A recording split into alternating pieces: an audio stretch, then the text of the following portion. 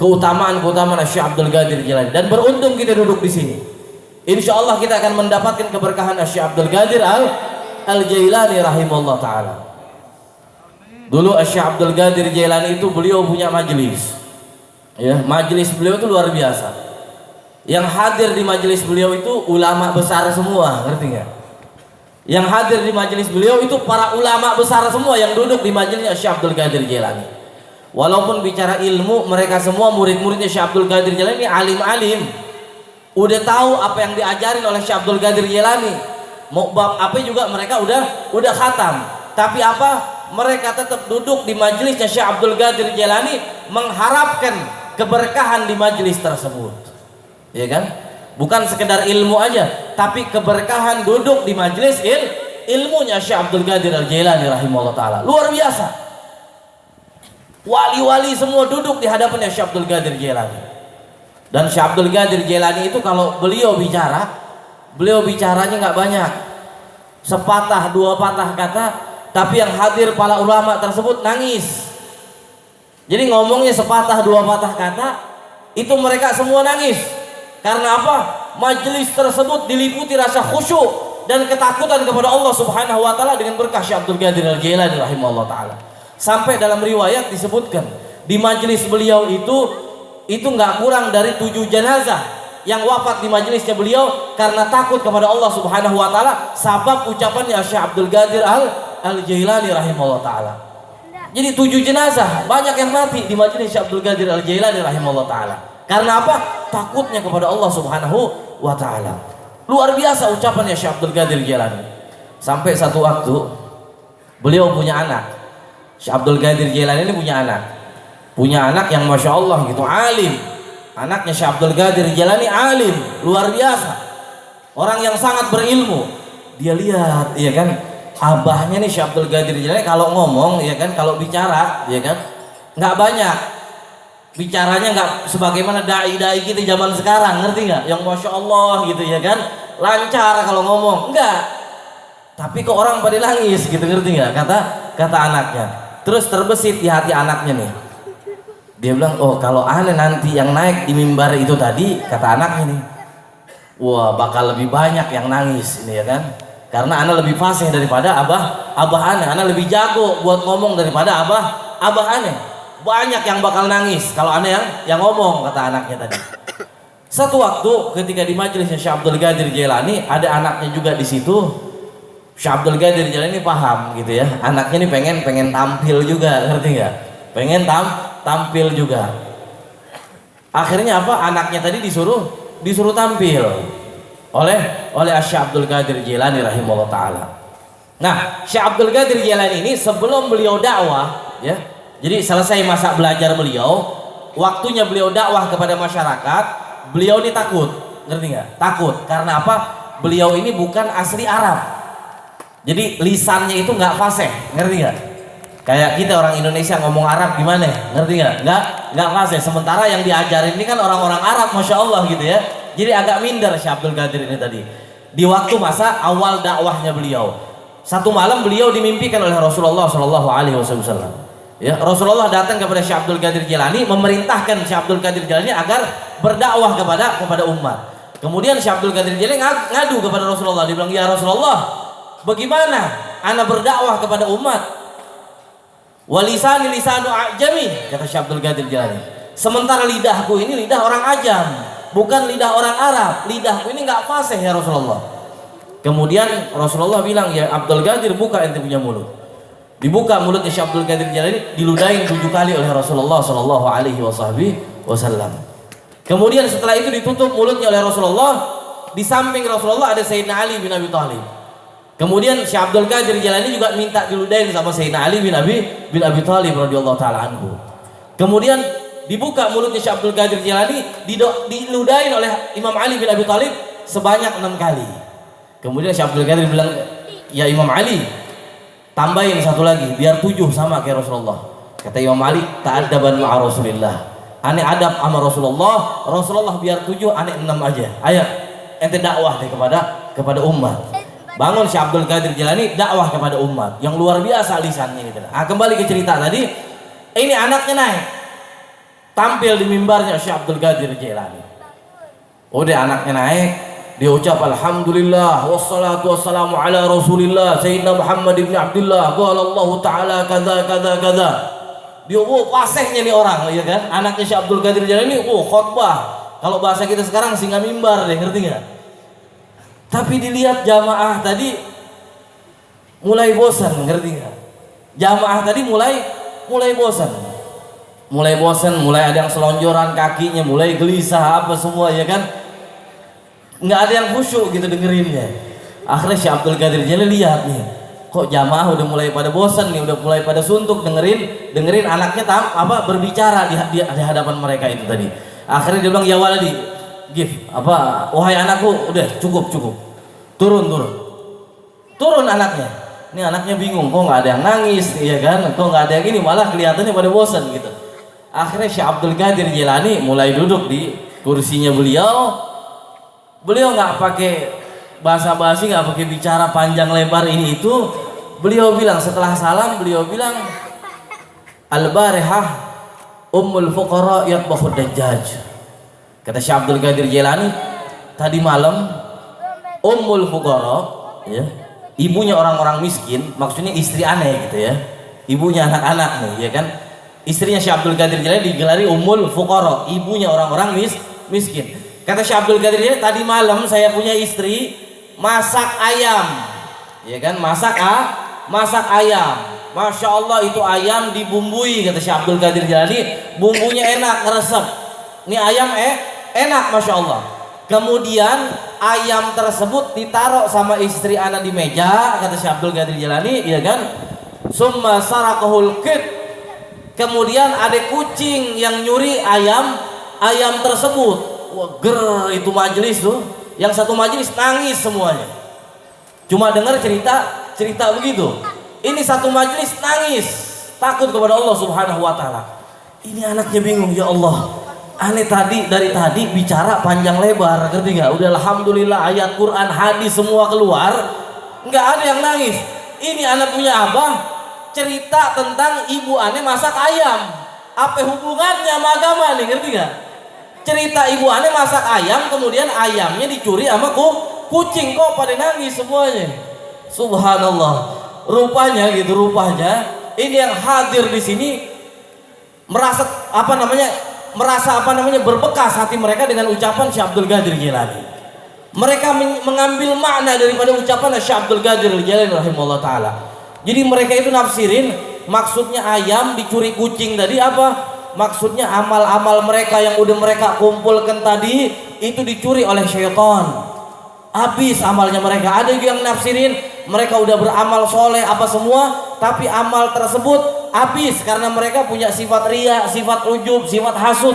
Habis itu amal tadi yang mereka bangun tadi. Ada juga yang mereka nafsirkan bahwa mereka udah beramal soleh apa semua, tapi di akhir hayat mereka melakukan maksiat kepada Allah sehingga wafat dalam keadaan su'ul khatimah. Jadi ucapannya singkat, tapi semuanya dapat mengambil makna daripada ucapan Syekh Abdul Qadir Jailani rahimahullah taala. Mudah-mudahan kita dapat berkah daripada Syekh Abdul Qadir Al-Jailani rahimahullah taala. Kemudian panjang ya kalau kita cerita tentang Syekh Abdul Qadir Jailani, Masya Allah gitu, luar biasa gitu. Kemudian di majelis ini kita membaca Maulid Nabi Muhammad sallallahu alaihi wasallam. Yang tidak lain dan tidak bukan duduknya kita di sini di majelis Maulid Nabi Muhammad sallallahu alaihi wasallam ini adalah untuk menambah kecintaan kita kepada Allah Subhanahu wa taala dan kepada Rasulullah sallallahu alaihi wasallam. Jadi berkah majelis Maulid ini, kita duduk di majelis Maulid ini supaya kita dapat cinta kepada Rasulullah sallallahu alaihi wasallam. Banyak jalan cinta kepada Rasulullah, banyak jalan cinta kepada Rasulullah. Dengan cara apa? Kita banyak bersalawat kepada Nabi Muhammad. Kemudian dengan cara apa? Dengan cara kita berakhlak dengan akhlaknya Rasulullah sallallahu alaihi wasallam. Sebagaimana Al-Habib Rizik yang mengatakan revolusi akhlak, ya kan? Revolusi akhlak ini harus kita tanamkan di hati kita. Kita harus berakhlak dengan akhlaknya Rasulullah sallallahu alaihi wasallam. Itu salah satu bukti cinta kita kepada Rasulullah sallallahu alaihi wasallam. juga dengan apa mencintai keturunan Rasulullah Shallallahu Alaihi Wasallam. Ya kan, sebagaimana masya Allah orang-orang Indonesia ini luar biasa gitu ya kan. Orang-orang Indonesia ini khususnya Jakarta ini mereka sangat mencintai anak cucunya Nabi Muhammad Shallallahu Alaihi Wasallam. Yang itu merupakan bukti kecintaan kita kepada Nabi kita Muhammad Shallallahu Alaihi Wasallam. Dan ini perintah juga dari Rasulullah Shallallahu Alaihi Wasallam. Kata Rasul Shallallahu Alaihi Wasallam, "Ahibbullah lima yakdukum bihi min ni'amih, wa ahibbuni li hubbillah, wa ahibbu ali baiti li hubbi." Kata Rasul Shallallahu Alaihi Wasallam, cintailah Allah atas apa? Atas nikmat-nikmat yang telah Allah berikan kepada kalian. Ya kan, kita cinta kepada Allah Subhanahu Wa Taala karena apa? Karena nikmat Allah begitu banyak kepada kita. Setiap hari senantiasa kita mendapatkan nikmat dari Allah Subhanahu Wa Taala. Mau kita maksiat kepada Allah, tetap dapat nikmat dari Allah Subhanahu Wa Taala. Maka dari itu kita harus cinta kepada Allah Subhanahu Wa Taala. Kemudian wa ahibbuni li hubbillah. Kalau kita udah cinta Allah, ya kan, wa ahibbuni kata Rasulullah, cintai aku karena kecintaan kalian kepada Allah Subhanahu wa taala. Kalau kalian cinta kepada Allah, maka cintai juga Nabi Muhammad sallallahu alaihi wasallam. Wa ahibbu ali baiti li hubbi. Ya kan, dan cintailah keluargaku kata Rasulullah karena kecintaan kalian kepadaku. Jadi kalau kalian cinta kepada Nabi Muhammad Shallallahu Alaihi Wasallam, kita cinta kepada Nabi Muhammad, nah kita juga harus cinta kepada Ahlul Bait Nabi Muhammad Shallallahu Alaihi Wasallam. Dan alhamdulillah gitu ya, di Jakarta ini masya Allah, walaupun banyak sekarang ulama-ulama yang mengajarkan kebencian terhadap anak cucu Nabi Muhammad Shallallahu Alaihi Wasallam, iya kan? Ulama-ulama yang seperti itu berarti mereka tidak punya kecintaan kepada Nabi Muhammad. Demi Allah, ulama-ulama yang mengajarkan kebencian terhadap anak cucu Nabi Muhammad Shallallahu Alaihi Wasallam, ulama-ulama tersebut demi Allah mereka tidak cinta kepada Rasulullah Shallallahu Alaihi Wasallam. Mereka mengkhianati Rasulullah Shallallahu Alaihi Wasallam. Padahal Nabi SAW bersabda, "Taraktu fikum tsaqalain ma in tamassaktum bihi lan tadillu ba'di abada." Aku tinggalkan dua pusaka kata Nabi Muhammad, yang jikalau kalian berpegang teguh kepada dua pusaka tersebut, kalian tidak akan tersesat selama-lamanya, yaitu kitabullah wa itrati ahli baiti, yaitu kitabullah Al-Qur'anul Karim wa itrati ahli baiti, dan keturunanku. Kalau kalian berpegang kepada dua itu, kalian tidak akan tersesat selama-lamanya. Itu kata Rasul sallallahu alaihi wasallam. Ini saya bicara begini karena sekarang banyak para ulama ya, para ulama Ahlus Sunnah wal Jamaah. Kalau Wahabi sih kita nggak ngomong ya. Kalau ulama-ulama Wahabi sih kita nggak ngomong, memang mereka benci terhadap keturunan Nabi Muhammad SAW. Tapi sekarang ini banyak ulama-ulama Ahlus Sunnah wal Jamaah yang mereka mengajarkan kebencian terhadap anak cucu Nabi Muhammad SAW. Mereka mencaci maki anak cucu Nabi Muhammad SAW. Mereka senang kalau ada anak cucu Nabi Muhammad buat salah, senang. Ini kan gimana perasaan Nabi Muhammad kalau begitu? Ada anak cucu Nabi, ada habaib bikin salah, ya kan? Ini ulama-ulama pada girang, ya kan? Ini gimana perasaan Nabi Muhammad SAW? Kalau ada habaib salah, tegur. Kalau ada habaib anak cucu Nabi Muhammad salah, tegur. Ya kan, tegur. Bukan malah senang disebarkan kemana-mana, ngerti gak? Diceritain kemana? Ini kan berarti nggak cinta kepada Nabi Muhammad SAW. Ini luar biasa. Banyak kisah-kisah di dalam kecintaan kepada keluarga Nabi Muhammad yang mereka pasti dicintai oleh Rasulullah SAW. Ini jalan kita deh, ya kan, jalan kita. Mungkin kita ibadah susah, disuruh banyak-banyak sebagaimana Nabi Muhammad, sholat sampai kakinya bengkak susah. Disuruh puasa tiap hari sebagaimana Nabi Muhammad susah. Dengan cara apa kita cinta Nabi Muhammad? Dengan cara cintai keturunan Nabi Muhammad, khususnya para ulama, ya kan, para ulama keturunan Nabi Muhammad Shallallahu Alaihi Wasallam. Ini luar biasa.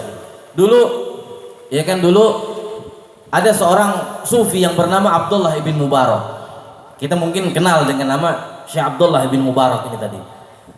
Syekh Abdullah ibn Mubarak ini sufi besar di zamannya, ya kan, terkenal namanya sampai sekarang. Ini suatu kali Abdullah bin Mubarak ini pengen pergi haji.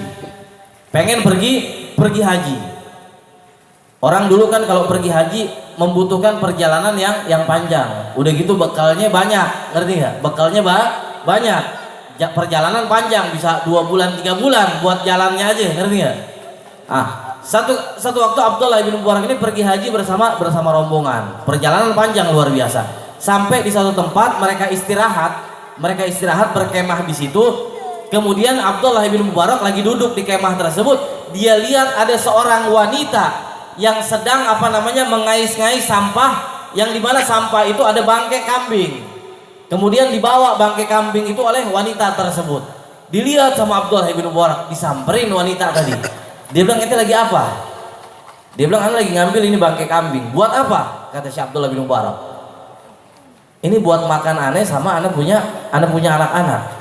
Abdullah bin Mubarak bilang, ente nggak tahu apa? Kalau bangkai kambing ini haram, ngerti nggak? Nggak boleh orang Muslim makan bangkai kambing. Bangkai itu hukumnya haram. Terus si wanita tadi bilang, haram buat engkau, tapi buat anak enggak. Abdullah bin Mubarak heran, loh kok bisa gitu? Kok ada perbedaan di hukum, ngerti gak? Haram buat saya, buat engkau enggak? Dia bilang, ya Syekh, kata ini perempuan tadi, saya ini seorang syarifah, saya ini seorang cucunya Nabi Muhammad SAW. Saya ditinggal wafat oleh suami saya, dan saya punya anak banyak. Nggak ada kerjaan, nggak ada yang nafkahin saya. Anak-anak saya di rumah kelaparan. Saya cari ke sana kemari nggak dapat. Terpaksa saya ngais-ngais bangkai ini tadi untuk makan saya punya anak. Haram buat engkau, tapi buat saya enggak. Daripada anak-anak saya mati, ini darurat. Mendingan anak-anak saya makan ini. Itu kata si perempuan tadi. Nangis. Sayyidina Abdullah bin Mubarak ini nangis dengar itu tadi. Dia bilang, ya khair, kalau begitu ini uang, ya bekal anak haji ini, ane kasih buat ente balik kepada anak-anak ente belikan makanan, insyaallah ini cukup, ini uang ini cukup untuk beberapa bulan. Yang mudah-mudahan Allah jodohkan engkau dengan seorang suami yang mampu menafkahi engkau. Udah akhirnya ini perempuan tadi pulang dengan bawa uangnya Syekh Abdullah ibn Mubarak, dan Syekh Abdullah bin Mubarak pulang lagi ke kampungnya, nggak jadi pergi haji. Nggak jadi pergi haji, udah pulang ke kampungnya. Selesai masa haji tadi, orang-orang pulang haji, datang ke kampungnya Syekh Abdullah bin Mubarak. Di masa pulang haji itu tadi, ada beberapa orang asing yang datang ke kampungnya Abdullah bin Mubarak, cari yang namanya Abdullah bin Mubarak. Disebutkan, oh itu rumahnya Abdullah bin Mubarak. Satu orang datang ke rumahnya Abdullah bin Mubarak, dia bilang, ya Abdullah bin Mubarak, ya Allah, ane datang kemari, ane mau ngucapin terima kasih. Karena waktu di haji tadi, kemarin itu tadi, ente nolong ane, ente ngasih makan ane, ente begini kepada ane. Terus datang lagi satu lagi, dia bilang, ya Abdullah bin Mubarak, alhamdulillah kita bisa ketemu lagi. Kemarin waktu haji kita ngobrol-ngobrol di sini. Jadi banyak orang datang ke situ mengucapkan terima kasih kepada Abdullah bin Mubarak. Mereka ngaku ketemu Abdullah bin Mubarak di Mekah sana. Abdullah bin Mubarak bingung, ya Allah, ane kan nggak pergi haji tahun ini, ngerti nggak? Ane nggak pergi haji tahun ini, kok bisa orang-orang datang? Bingung Sayyidina Abdullah bin Mubarak. Maka di tengah kebingungannya itu tadi, malamnya Sayyidina Abdullah bin Mubarak tidur, dia bermimpi. Ada suara, dia bilang, ya Abdullah bin Mubarak, engkau telah memuliakan cucunya Nabi Muhammad SAW. Engkau batalkan hajimu. Demi apa? Demi memberikan bekalmu kepada cucunya Nabi Muhammad yang sedang kelaparan tadi. Maka sebagai balasan dariku, kata suara tadi, sebagai balasan dariku, maka aku kirimkan untuk engkau seorang malaikat untuk pergi haji, ya, ke Mekah, menggantikan engkau dalam rupa engkau. Jadi Allah kirim malaikat dengan rupanya Abdullah bin Mubarak ke Mekah untuk haji. Bukan untuk tahun ini saja wahai Abdullah bin Mubarak, tapi sampai hari kiamat setiap tahun ada malaikat yang aku utus dengan rupa wajah engkau untuk pergi haji setiap tahun sampai hari kiamat. Dan bukan sampai di situ, orang-orang yang haji di tahun ini, kata suara tadi, aku terima hajinya karena keberkahan engkau wahai Abdullah ibn Mubarak. Ini luar biasa. Karena dia memuliakan seorang anak cucu Nabi Muhammad SAW yang sedang kelaparan, maka Abdullah bin Mubarak mendapatkan derajat yang tinggi di sisi Allah Subhanahu wa taala ya. Banyak kisah-kisah gitu ya tentang apa namanya memuliakan anak cucu Nabi Muhammad Shallallahu Alaihi Wasallam yang insya Allah kita semua termasuk orang-orang yang mencintai dzurriyyah Nabi Muhammad Shallallahu Alaihi Wasallam karena kita semua ini adalah orang-orang yang cinta kepada Nabi kita Muhammad Sallallahu Alaihi Wasallam. Mudah-mudahan Allah Subhanahu Wa Taala ampunkan dosa-dosa kita. Allah Subhanahu Wa Taala berikan keberkahan untuk kita semua dan Allah Subhanahu Wa Taala kumpulkan kita nanti di yaumil qiyamah bersama Nabi kita Muhammad Sallallahu Alaihi Wasallam. Ini saja yang bisa Al-Fakir sampaikan karena masih banyak dai-dai yang akan menyampaikan tausiahnya. Kurang dan lebihnya mohon dimaafkan. Wabillahi taufiq wal hidayah. Wassalamualaikum warahmatullahi wabarakatuh.